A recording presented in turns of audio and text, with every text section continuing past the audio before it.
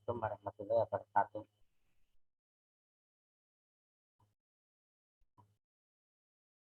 Waalaikumsalam warahmatullahi wabarakatuh. Oke, kita tunggu dulu rekan lainnya karena ini baru pagi ini kan. Dokter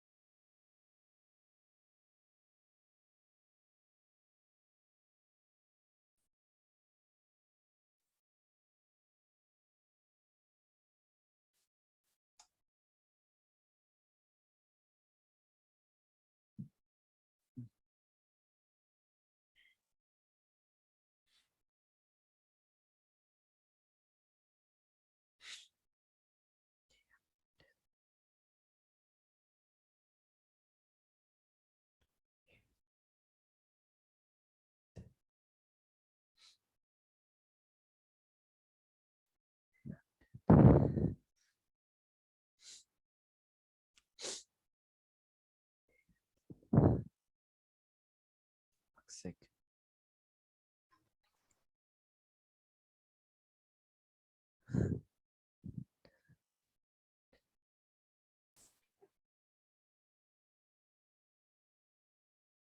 Oh, stop.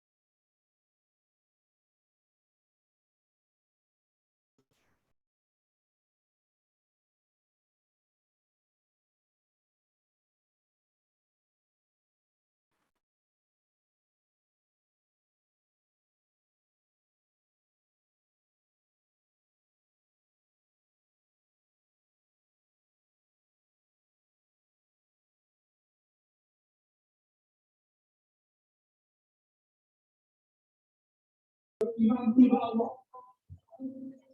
Allah.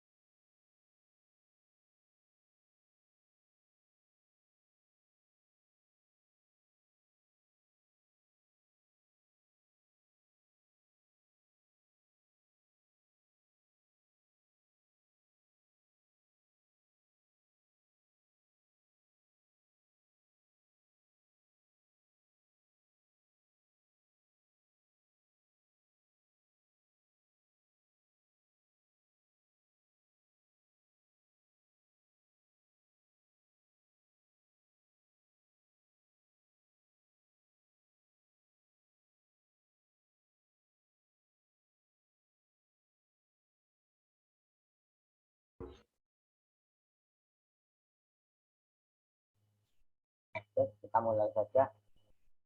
Waktunya sudah ini daripada ngabisin paket nungguin lagi.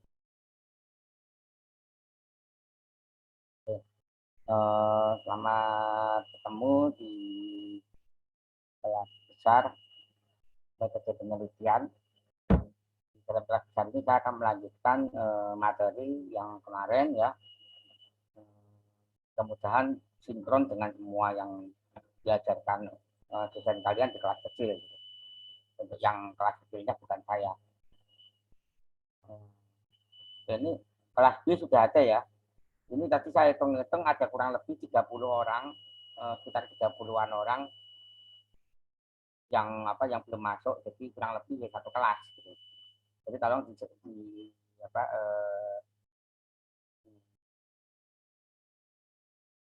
beritahukan ke yang lainnya. Oke.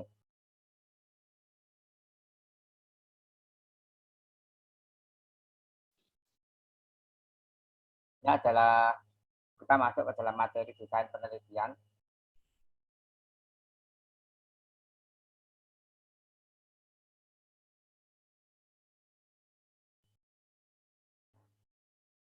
Desain penelitian, survei riset, atau riset survei, action riset, case study, dan lain-lain. Nah, ada macam-macam desain penelitian, ini adalah macam-macamnya ya, kausal kooperatif, eksperimen atau percobaan, etnografik, historical, action riset, survei, korelasional ya. Jadi ini macam-macam desain penelitian. Nah, penjelasannya adalah kausal komparatif itu adalah penelitian sebab akibat, bisa juga masuk ke penelitian eksperimen. Ya. Jadi kausal, namanya kausal itu penyebab. Jadi komparatif itu jadi Anda membandingkan ada nggak penyebab ini dengan penyebab ini gitu loh, gitu. Ya. Jadi penelitian sebab akibat. Tapi saya saja masuk ke penelitian eksperimen karena di dalam eksperimen itu juga kita bisa mengungkap penyebab. Misalkan apakah demam berdarah itu benar diakibatkan oleh nyamuk misalkan. Lalu eksperimental riset yang mengungkap penyebab perilaku, ya, penyebab suatu perilaku atau fenomena. Ada dua kelompok kontrol tanpa perlakuan. Jadi kelompok kontrol itu kelompok yang untuk dijadikan pembanding, ya, tanpa perlakuan. Terus kelompok treatment itu yang dikasih perlakuan. Kalau biasanya ini istilahnya berkaitan sama medis ya. Jadi memang mungkin awalnya digunakan untuk medis. Jadi ada kelompok yang dibiarkan sakit, mungkin tidak perlakuan, atau hanya diberikan obat-obatan pengurang rasa sakit gitu. Lalu ada kelompok yang diberikan obat-obatan yang akan kita teliti. Jika tanpa kontrol disebut kuasi eksperimental. Nah, ada juga riset yang tanpa kontrol, itu adalah kuasi eksperimental. Contoh marketing, kita tidak dapat mengatakan penjualan naik karena marketing. Ya. Tuh. Jadi untuk menyatakan suatu kesimpulan, kita harus ada kontrolnya dulu, pembanding gitu loh. Kontrol itu pembanding. Jadi kalau mau seperti itu, maka coba aja kita jual suatu barang tanpa marketing. Tanpa marketing, ya upaya marketing itu apa aja, misalnya iklan, apa-apa gitu kan. Itu bisa nggak kita produksi barang, kita diam saja. Laku apa tidak. Lalu ada yang marketing misalnya hanya dikasih label saja di depan rumah, depan toko. Lalu ada lagi marketing yang jor-joran, misalkan gitu. Nah, ini kita pengen tahu penyebab seberapa pengaruh marketing terhadap penjualan. Kita melakukan percobaan. Etnografi, penelitian memfokuskan pada etik atau budaya atau kebiasaan. Ini bukan bidang kita ya. Jadi bukan bidang komputer, tapi Anda perlu tahu bahwa ada penelitian yang memfokuskan pada etik atau budaya atau kebiasaan. Mungkin kalau di kita itu adalah kaitan dengan ini aja, dengan user interface ya, yang kaitannya dengan psikologi manusia. Oke. Jadi kaitannya sama psikologi. Jadi misalkan begini, kalau tanda yang harus perlu perhatian serius mungkin warnanya merah, ya kan? Tanda yang apa? Perhatian serius. Terus kalau kita mau membuat program buat prosesor untuk memblok yang mau apa? Tulisan yang mau kita copy atau paste, maka tandanya adalah pertama kita select dulu, ya kan? Pertama adalah istilahnya select. Select itu kita pakai gambar-gambar icon yang sudah kita kenal, misalnya dari Microsoft. Makanya aplikasi word processor selain Windows selain Office itu misalnya yang dari pihak ketiga, dia tidak berani terlalu jauh dari Microsoft Word misalkan gitu. Karena orang pasti akan terbiasa dengan MS Word. Ya. Orang terbiasa dengan MS Word. Sekarang contohnya Windows 10. Ya, Windows 10. Windows 2010 ya. Windows 10 ini interface-nya juga lebih meniru kepada istilahnya Android, ya, Android. Karena orang sudah terbiasa pakai Android, sehingga Microsoft melihat bahwa kebiasaan manusia itu kalau sudah di depan model Android pasti tahu. Gitu. Nah, makanya itu di situ interface-nya mengikuti. Tapi kalau dia mencoba membuat interface baru yang cara pengoperasiannya agak berbeda, mungkin akan ditinggalkan orang. Gitu. Ya, mungkin akan ditinggalkan orang. Karena apa? Tidak nyaman. Orang harus belajar lagi.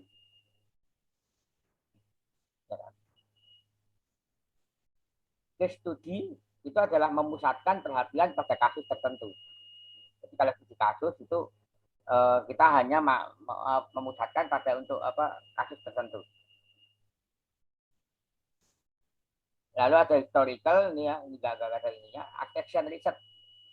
Penelitian yang berfokus langsung pada tindakan sosial. Ya. Yang berfokus langsung pada tindakan sosial. Jadi ada nggak misalnya aksi misalnya satu fenomena terus ada aksi dari masyarakat enggak? Ya, berfokus pada tindakan sosial.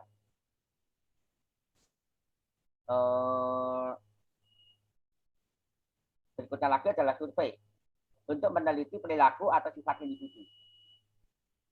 Jadi survei ini sebenarnya belum bagian dari penelitian ya. Kalau di dalam ilmu komputer kita kadang-kadang melakukan survei itu bisa saja belum bagian dari penelitian. Jadi kalau misalnya gini,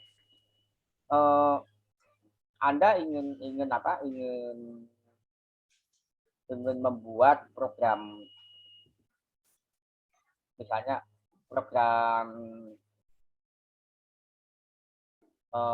sorting ya, yang lebih tepat dari Putshot gitu, yang lebih tepat dari Putshot, maka Anda sebelumnya harus melakukan survei, ya, survei.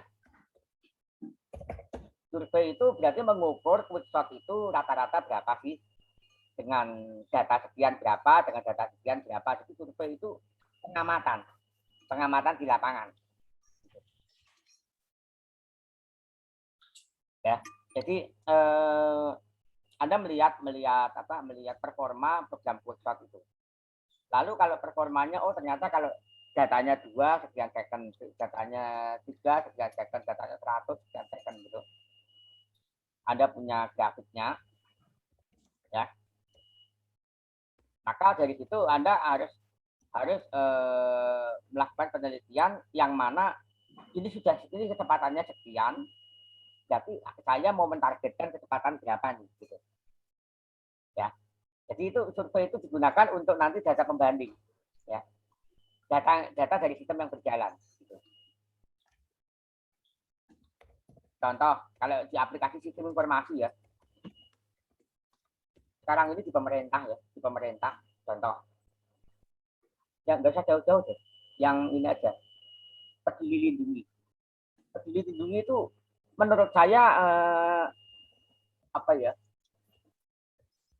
keinginan untuk membuat sistemnya bagus, ya.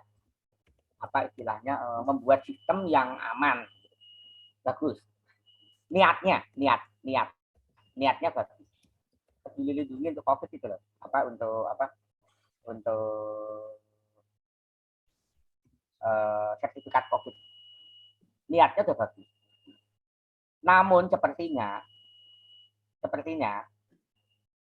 pembuat sistem ini kurang survei. Apa? Satu, sistem yang dia bangun itu mengandalkan HP, nomor HP. Oke. Jadi bagi dia HP itu satu orang satu HP. Oke. Satu orang satu HP. Jadi nomor HP itu digunakan untuk mengakses sertifikat vaksin.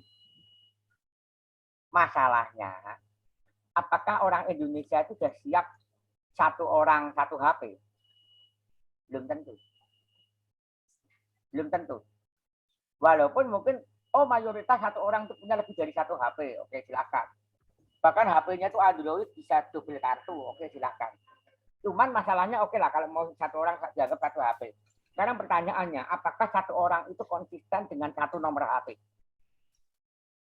Kenapa? Karena pada saat mau diaktifasi, mau lihat ini, pada saat kita sudah logout di sistem, kita mau login, kita harus mengaktifkan 6 digit kode ya, yang dikirim ke SMS, istilahnya apa sih namanya? Lupa itu, ya.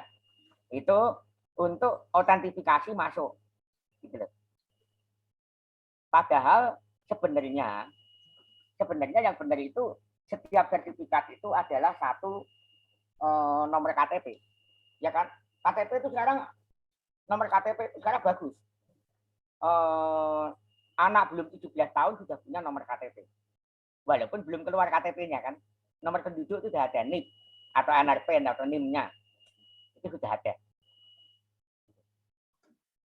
Tapi kenapa HP gitu loh, ya kan? Kenapa HP? Apakah anak-anak itu sudah setiap individu itu sudah mampu pegang HP? Gitu. Bagaimana kalau orang itu orang itu dari kalangan miskin misalkan gitu. Misalnya, mungkin orang itu dari kalangan miskin bisa beli HP, ya, tapi tidak bisa konsisten pada satu nomor HP. Kenapa? Pada saat dia telat bayar, diblokir oleh si provider. Ya sudah, tamatlah riwayatmu, akses ke sertifikat itu hilang. Gitu. Ya bukan hilang, sebenarnya bisa komplain lagi. Ini akan menyibukkan pekerjaan bagi si Kominfo ya, kalau kalian di bawah Kominfo. Jadi ada satu pekerjaan yang seharusnya nggak ada, sehingga menjadi ada gitu. Nah, ini sistem ini yang menurut saya surveinya kurang pas gitu. Jadi kurang tahu perilaku individu di Indonesia. Bisa juga karena misalnya enggak masalah bayar bukan bayar paketan ya, bayar GSM. Kan SMS ya, itu GSM. Bukan bayar paketan apalagi sering Senin Kemis. GSM aja, saya aja GSM aja sudah berapa ini enggak bayar gitu. Saya hanya paketan aja. Kenapa sih kita harus pakai telepon GSM, kan mahal banget kan, untuk ukuran orang Indonesia itu mahal gitu ya. Nah, ini harus perilaku individu ini harus diperhatikan, sifat individu. Nggak bisa kalau di luar negeri mungkin negara maju mungkin bisa gitu ya, satu orang satu HP, satu orang satu nomor HP, tapi di Indonesia tidak bisa. Nah, akhirnya katanya dari Peduli Lindungi, oke bisa kalau nomornya misalnya mati, bisa dikomplain bahwa ini adalah nomor ini dengan menunjukkan KTP misalnya. Ya, kan itu kan jalannya menjadi panjang dan menjadi sulit menjadi tambahan beban bagi kedua belah pihak, baik warga, penduduk atau user maupun bagi penyelenggara atau panitia dalam arti Kominfo, ya. Nah, itu survei itu ya yang seperti itu. Jadi kalau Anda membuat sistem informasi, tolong diperhatikan baik-baik perilaku. Ya. Membuat sistem aman bagus, tapi terlalu aman juga tidak nyaman. Oke. Aman itu nyaman, nyaman dalam arti aman. Kita nggak takut hilang. Tapi terlalu aman juga tidak nyaman. Ya. Oke. Korelasional melihat hubungan korelasi antara dua variabel. Oke. Jadi tadi ini yang kaitan perlakuan sama tidak perlakuan. Ini korelasional. Oke. Sampai sini ada pertanyaan dulu. Nah, ini yang biasa untuk ini ada 4 nih ya. Ini komparatif, eksperimen, kausal komparatif, eksperimental, survei dan korelasional. Ini untuk jurusan ilmu komputer. Ya. Oke. Ada pertanyaan? Jadi survei itu penting. Jangan mentang-mentang orang komputer lalu kita terlalu banyak berasumsi, membuat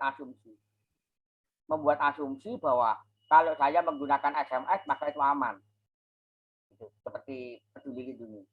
Siapa yang merasa nyaman dengan Peduli Lindungi?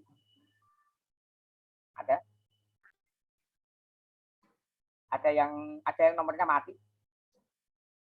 Atau entah saudara Anda atau gimana? Masalah? Saya ada ya teman itu rektor di mana, di teman saya rektor ISTA, Institut Sains Teknologi Al Kamal. Dia punya saudara mau vaksin. Oke.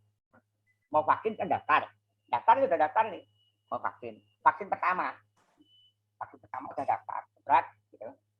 Pada saat daftar ternyata ada penyakit atau apa, entah komorbid atau apa, sehingga nggak bisa diteruskan vaksinnya. Oke. Tapi sudah terlanjur ke daftar. Gitu. Kalau nggak salah gitu ya ceritanya ya, mudah-mudahan saya nggak salah ya. Nah, terus pada saat dia mau vaksin lagi, yang kedua, yang pertama lagi, sudah nggak bisa. Gitu. Jadi data yang dia create itu nggak bisa dihapus. Gitu loh. Paham? Padahal dia belum vaksin. Belum disuntik. Kan daftar dulu nih, daftar. Gitu. Belum disuntik. Ya. Nah, yang seperti itu loh, itu harus ada survei, itu harus ada ini perilaku gitu apa. Survei perilaku bagaimana kalau kejadian. Jadi jangan dari normalnya saja. Saya dulu ini saya ilmu komputer, tapi dulu D3 sama S1 itu manajemen informatika. Ya, manajemen informatika. Dulu kalau saya ujian, ini gimana sistemnya gini gitu ya. Atau bukan saya ya, saya sama teman-teman kalau ujian. Itu apa pengujinya? Pengujinya dulu berat tuh, zaman saya diploma 3 itu di UPN. Itu pengujinya itu 50-50. Yang satu ada 2 penguji, yang satu dari UPN, yang satu dari ITB, Teknologi Bandung. Apa yang dikatakan? Kamu jangan yang normal-normal saja. Bagaimana kalau kejadiannya nggak normal? Bla bla bla bla. Nah, kalau kita nggak bisa jawab, maka disitulah nilai kita akan jatuh. Jadi pada saat kita mau membuat sistem, saya dulu ya, terutama ini saya dulu. Tanya nggak, kalau Anda kenal Pak Jayanta, tanya Pak Jayanta. Orang-orang yang lama-lama deh. Nggak tahu yang di bawahnya Pak Jayanta sama saya nggak tahu. Seperti Bu Yuni, Erli gitu mungkin nggak terlalu ketat. Ya, tapi zaman saya sama Pak Jayanta sama almarhum Bu Titin itu ketat. Ya, itu kita digembleng seperti itu. Jangan yang lancar-lancarnya saja. Gitu. Yang nggak lancar juga. Gitu. Ya. Jadi kayak seperti ini tadi, Peduli Lindungi. Kalau ada kasus sudah daftar, ternyata dia ada komorbid entah apa, belum vaksin, bisakah itu di cancel? Nah, itu loh, yang seperti itu. Oke. Oke. Sampai sini ada pertanyaan? Silakan.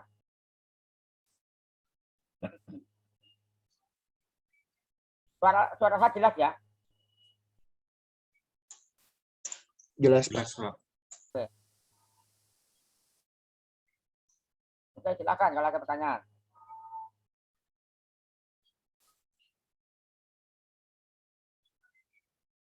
Kalau nggak ada, saya lanjutkan. Ini akan sama survei. Analisa survei bersifat deskriptif dan eksplanatory.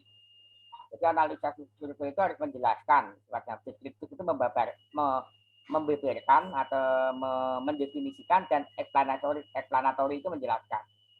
Tujuan survei itu adalah menjajaki atau eksploratif dan deskriptif. Jadi sebelum kita membuat suatu sistem tadi, terutama sistem informasi, ya kebanyakan entah TI atau SI, orang Indonesia itu senangnya membuat sistem informasi. Kalau saya kalau saya membuat sistem informasi itu sudah jenuh. Itu udah mainan saya dari D3 S1. Jadi saya sekarang udah nggak main itu. S1 dulu mainan seperti itu. Ya. Itu kita harus menjajaki eksploratif, yaitu perilaku user. Dan menjelaskan kenapa demikian. Contoh misalnya tadi itu.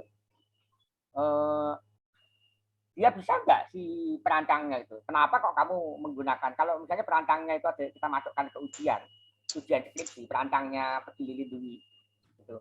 Kita hadirkan ke sidang skripsi. Kenapa kok kamu membuatnya pakai HP, gitu, nomor HP? Pasti dia akan mengatakan, oh kalau pakai SMS itu terjamin apa? Aman, ya kan? Gitu.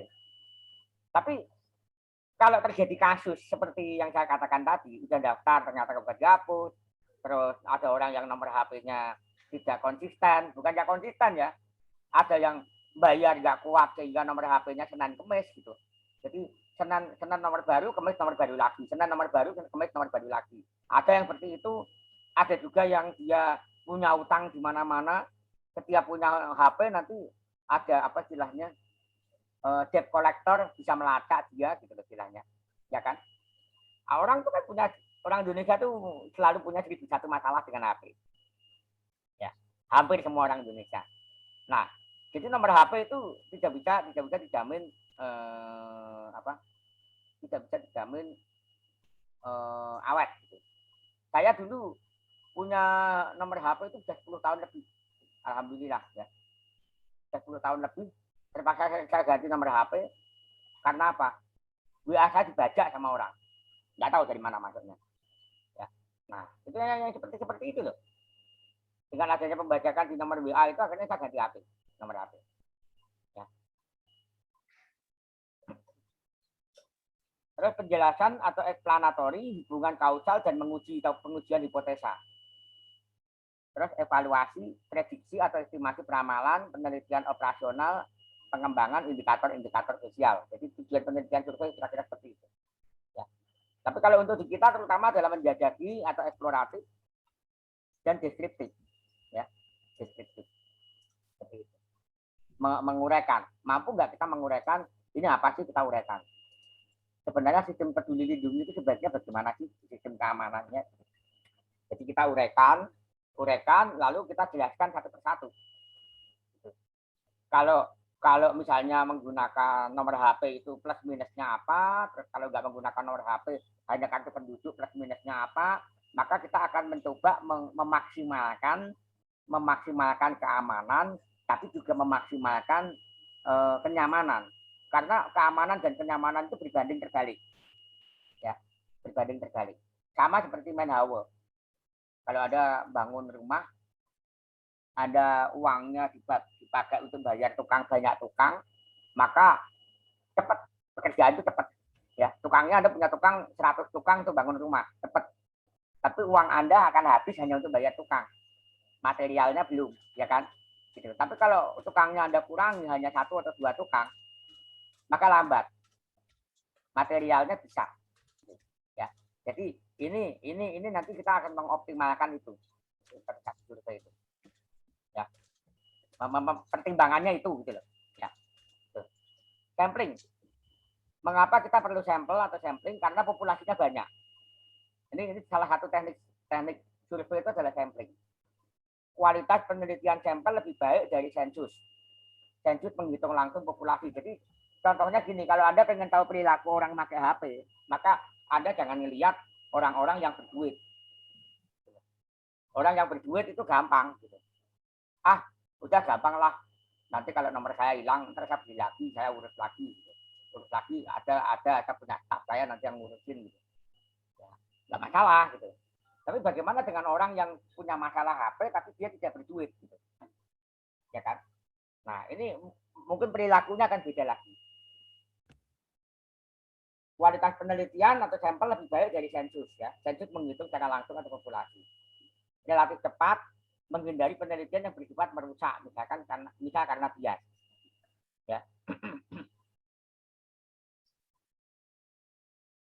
Oke, jadi seperti itu. Nah, ini teknik sampling, ada yang sampling probability, yaitu sifatnya simple, proporsional, stratified, disproporsional, stratified, terus cluster. Yang non probability, sistematis, kuota, purposive, aksidensial. Jadi ini saya hanya memberikan ini aja ya, globalnya, kan tidak akan menjelaskan secara detail. Artinya Anda dalam melakukan survei, intinya kalau membuat satu sistem, Anda harus membuat sampling, mengambil contoh, misalnya, oh siapa mewakili orang bodoh, atau siapa mewakili orang pinter, atau siapa mewakili orang kaya, siapa mewakili orang menengah, siapa mewakili orang miskin. Lalu Anda buat amati, Anda amati perilakunya, gitu. Seperti itu. Nah, ini hubungan antara sampel dengan populasi. Ini kalau sampel itu punya rata-rata X, ini rata-ratanya ini. Terus ini ada standar deviasi, ini kalau populasi seperti ini, S kuadrat ini. Jadi walaupun kita sampel, tapi kalau sampel kalau sampel kita baik, maka dia kita bisa gunakan untuk mengeneralisasi populasi, bisa mengambil kesimpulan di populasi. Makanya di sini mengambil sampelnya harus hati-hati, harus proporsional, ya. Sama aja, hampir semua perlu sampel. Kalau Anda kena demam berdarah, maka darah Anda nggak akan disedot 100%, ya kan? Tapi diambil satu titik di jari misalkan, atau berapa mili disedot pakai suntikan, lalu di situ akan diteliti ada nggak kumannya, misalnya gitu. Ya. Lalu sampel darah yang cuma 1 mili, katanya darah manusia itu 5 liter ya, 5 liter atau berapa liter saya nggak tahu.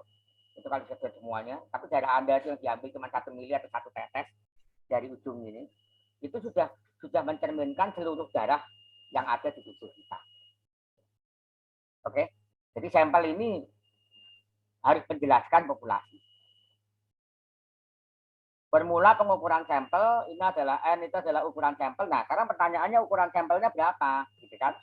Supaya dia mencerminkan populasi. Nah, ini adalah ukuran sampelnya N, Z, indikasi confidence level, tingkat kepercayaan, ya. Terus ini adalah standar deviasi populasi. Terus ini sampling error, itu kuadrat, Z kuadrat ya. And sampel size. Jadi ini untuk menentukan ukuran sampel, ya. Oke.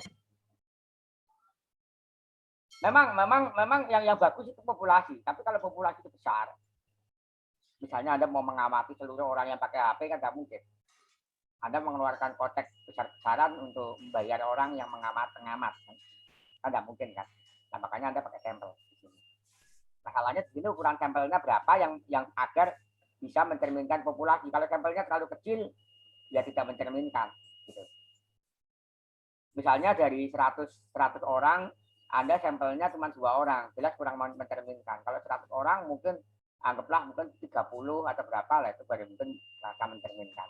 Ya. Nah, ini ada formula ukuran sampel baiknya. Semakin besar standar deviasi atau simpangan di populasi, akan semakin besar sampelnya. Jadi kalau variannya itu banyak, standar deviasinya besar, berarti variasi. Populasinya semakin bervariasi, maka sampel Anda semakin banyak. Tapi kalau populasinya itu tidak bervariasi, maka sampel Anda harus sedikit. Ya. Ya. Itu adalah sampling error. Itu adalah kesalahan seberapa error yang ada di sampel. Kalau errornya itu besar di sampel, maka sebaiknya sampelnya itu kecil karena dibanding terbalik ya, nyeper ya. Ya dong. Kalau sampelnya banyak-banyak maka errornya akan semakin besar. Ya kan? Seperti itu. Oke. Pengambilan sampling secara acak sederhana. Simple random sampling. Nah, ini langsung kita ambil aja. Menggunakan tabel acak. Kayak adil. Jadi setiap orang atau setiap individu dalam populasi punya kesempatan yang sama untuk menjadi sampel. Gitu loh. Ya. Ini kalau secara acak. Jadi tujuannya itu supaya setiap individu punya kesempatan yang sama untuk diikutkan sebagai sampel. Ya. Kalau sistematik yaitu pengambilan sampel secara sistematis. Jadi kita pilih orang-orangnya, orang-orang tertentu. Siapa yang mewakili apa? Kaya, siapa mewakili miskin, siapa mewakili sedang-sedang saja, misalnya gitu. Ya. Jadi ini sistematis. Stratified sampling yaitu dengan cara bertingkat, biasanya digunakan peneliti apabila di populasi terdapat strata tingkatan suatu kelompok dengan kelompok lainnya. Nah, ini ada lagi. Ya, kadang-kadang kan populasi terdapat tingkatan ya antara satu kelompok dengan kelompok lainnya. Ini stratified, nanti bisa ada pelajari lagi. Nah, atau dengan cara klaster nih. Misalnya daerah ini sama daerah ini gitu, ya. Ini cara klaster. Ya, seperti itu. Ya. Jadi bagian ini, bagian section 5 kita ambil 4. Bagian section 1 kita ambil 4. Nanti di section 4 kita juga ambil 4. Di section ini kita juga ambil 4, misalnya gitu. Oke. Section 3 juga kita ambil 4. Jadi mewakili setiap section. Nah, ini tipe sampel ada non probability atau probability. Oke, tapi saya jelasin ya. Pengambilan sampel terhadap kelompok mahasiswa dimulai dari target populasi, sampling frame sampai sampel. Jadi daftar mahasiswa, rangka sampel, ini target populasi ya. Berdasarkan tahun angkatan, ya. Ini sampling populasi. Berdasarkan tahun angkatan ya, ini target populasi kita daftar mahasiswa ke rangka sampel. Jadi kita ingin mahasiswa untuk yang mana? Oh, angkatan ini. Gitu. Lalu dari angkatan ini kita duplik lagi sampling populasi itu berdasarkan jurusan. Lalu dari untuk angkatan dan tahun tertentu, angkatan tertentu dan jurusan tertentu kita ambil sampelnya untuk prestasi. Ini contoh aja ya. Tahapan pengambilan sampel. Jadi populasi itu sendiri tidak hanya langsung cek populasi begitu. Tapi kita fokuskan dulu populasi angkatan sekian sama populasi jurusan sekian gitu. Ini ya. Baru kita samplingkan berdasarkan prestasi atau apa istilahnya IPK misalkan. Mewakili yang pintar, mewakili yang bodoh, mewakili yang sedang gitu. Ya. Baru kita sampling. Oke.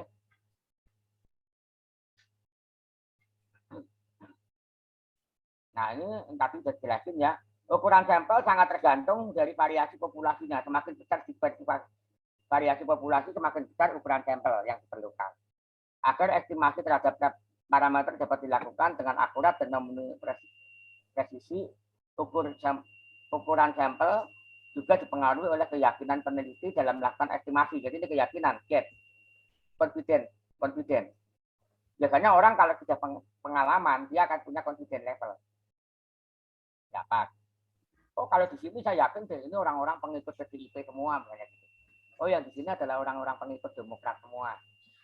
Nah, ini orang-orang yang peneliti politik ya, dia udah tahu di kampung ini nih sekian persen ini orang PDIP, di kampung ini sekian persen orang Demokrat. Gitu. Di kampung ini sekian persen orangnya senang dugem, misalnya gitu.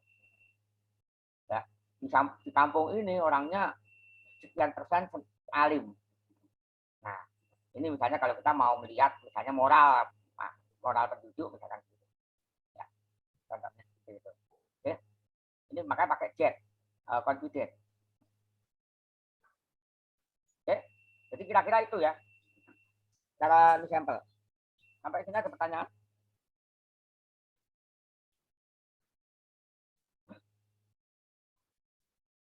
Ada pertanyaan? Sampling ini apa ya? Kelihatannya sepele, tapi penting. Kalau Anda salah melakukan sampling, pasti salah hasilnya. Maaf ya, ini saya bukan politik. Tapi kejadian di politik pernah terjadi 2 kali Presiden Jokowi naik. Apa yang terjadi dari kubunya Pak Prabowo? Tim-timnya itu tim-tim yang di mata saya, ya, walaupun saya di pro ke Jokowi, tapi saya kasihan sama beliau, Pak Prabowo. Tim surveinya itu adalah tim-tim yang ABS, asal Bapak senang. Gitu. Jadi hasil dari pengolahan statistik itu seolah-olah beliau menang, gitu. Ya. Nah ini kalau kita riset, kita nggak boleh. Kalau Anda nanti suatu saat riset, tidak boleh apa istilahnya hasil risetnya itu dipengaruhi oleh politik kepentingan. Nah ini yang nggak boleh. Mungkin yang riset ini kalau saya nggak nyentangin bos saya, maka saya akan dibayar misalnya bayarnya 100.000 gitu ya. Saya akan cuma dibayar 80.000 atau 50.000. Tapi kalau saya nyentangin bos saya paling apes saya cuma dapat 90.000 atau 90%. Ya gitu.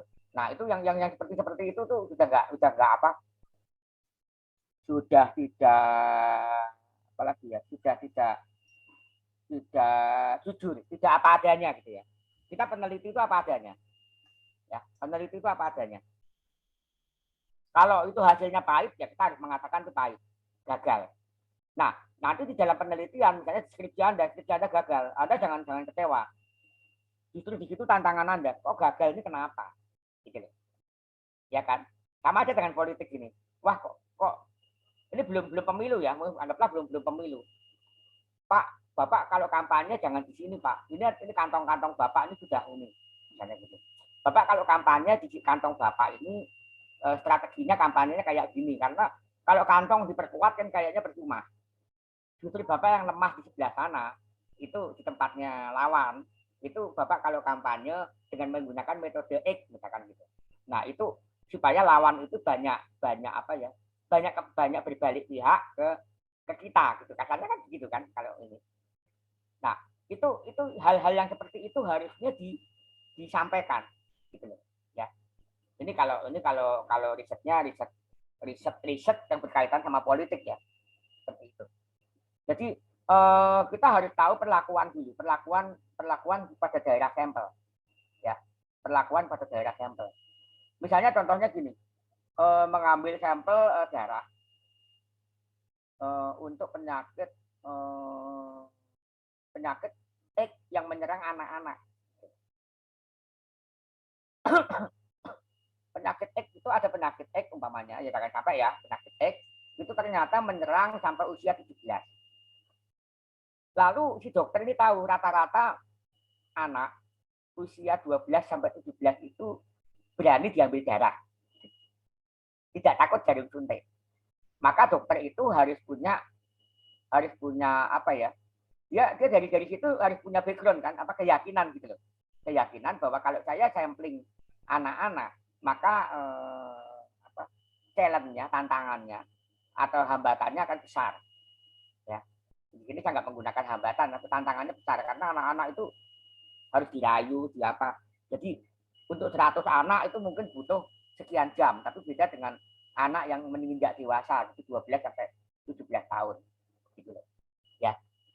Nah, jadi itu di situ yang seperti itu loh. Kita mau mensampling itu, apakah nanti samplingnya itu mau 50-50 anak-anak dan dewasa ini. Dewasa dalam arti 12 sampai 17 ya.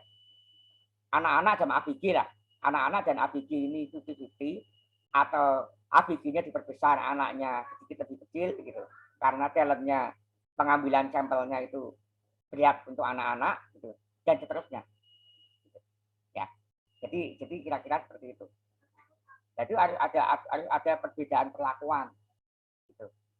Sama tadi seperti kalau kita sudah tahu punya keyakinan bahwa di daerah sana itu kantongnya lawan, maka tentunya strategi kampanyenya berbeda dengan di kantong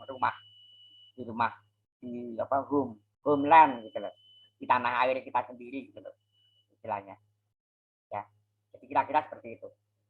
Oke, sampai sini ada pertanyaan. Survei itu penting ya, survei itu penting. Belum lagi nanti kalau misalnya Anda dapat data dari internet. Nah, data dari internet itu bentuk datanya mungkin harus Anda samakan. Misalnya contohnya gini, data dari internet tuh ring-nya antara sekian sampai sekian. Misalnya antara 100, antara 50 sampai 150 dari internet. Sementara Anda mengambil data sendiri, ring-nya kok antara 0 sampai 100. Ya jelas beda grade tuh. Atau gini aja contohnya, Anda pengen melakukan studi umum di sebuah desa X itu anak-anaknya pinter-pinter enggak sih gitu loh. Warganya pinter-pinter enggak. Lalu Anda mengambil sampel anak sekolah sama orang-orang apa kuliahan, orang kuliahan. Jadi orang-orang golongan pelajar baik kuliahan maupun anak-anak itu pinter-pinter enggak. Kalau anak-anak dari SD sampai SMA pasti grade nilainya itu 0 sampai 100, ya kan? Tapi kalau kuliahan kan nggak mungkin disamakan 0 sampai 100. Dia 0 sampai 4 ya. IPK itu kan maksimum 4. Nah, itu grade-nya pasti beda kan. Nah, di situ dari sampel itu bagaimana gitu. Apakah mau disamakan 4 itu senilai dengan 1, 100 itu bernilai dengan 1, sehingga bisa diskala, dikomparasi, atau bagaimana gitu. Ya. Nah, ini akan menentukan hasil yang seperti itu. Oke. Jadi itu yang saya maksud. Jadi kadang-kadang nilai itu belum nilai dari suatu daerah, dari suatu sampel belum tentu berbeda dengan nilai dari sampel yang lain. Gitu. Ya, dari sampel dari kalangan perguruan tinggi pasti akan beda dengan sampel dari kalangan menengah untuk akademik. Karena untuk kalangan pendidikan menengah itu 0 sampai 100 dasar menengah. Gitu. Oke, ada pertanyaan sampai sini?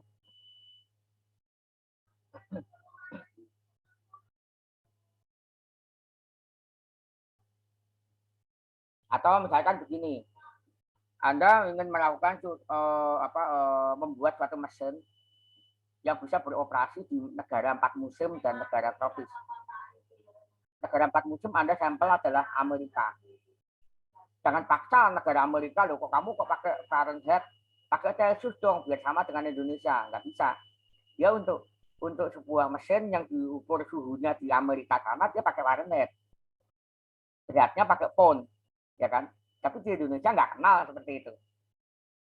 Suhu pakai Celsius, beratnya pakai kilogram, beratnya pakai satuan apa? Laboratorium. Kilogram itu laboratorium ya, satuan metrik sak. Kalau Amerika enggak.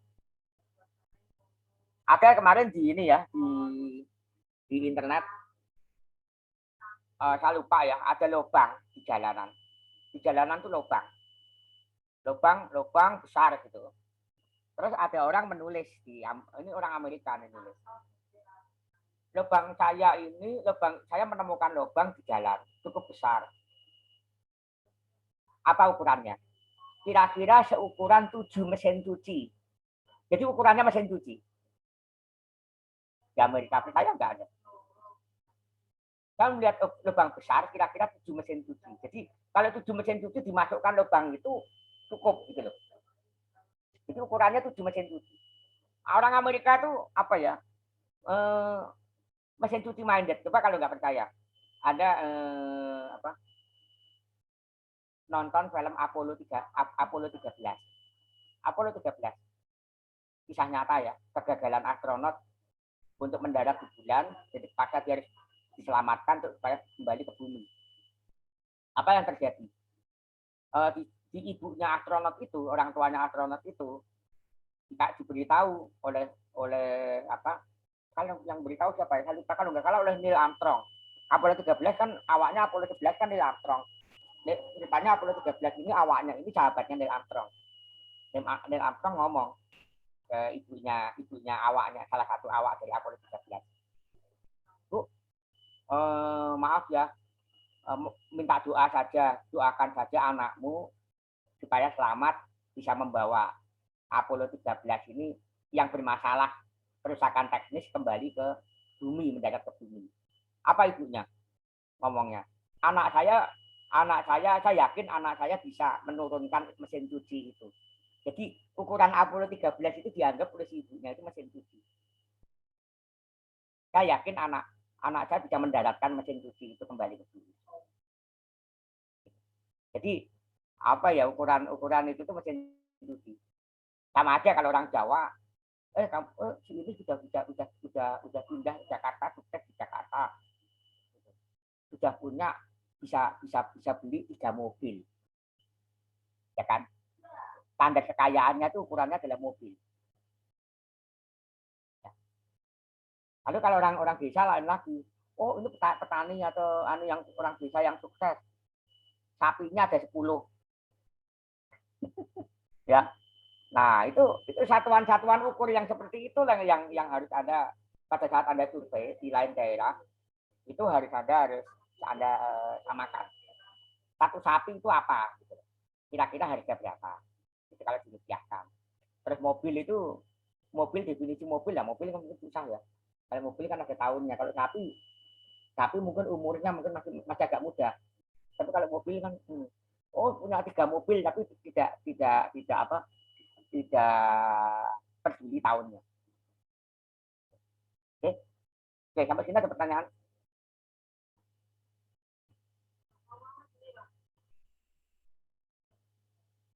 Ada pertanyaan? Jangan lupa absen ya di e-learning ya. Itu saya sediakan absen.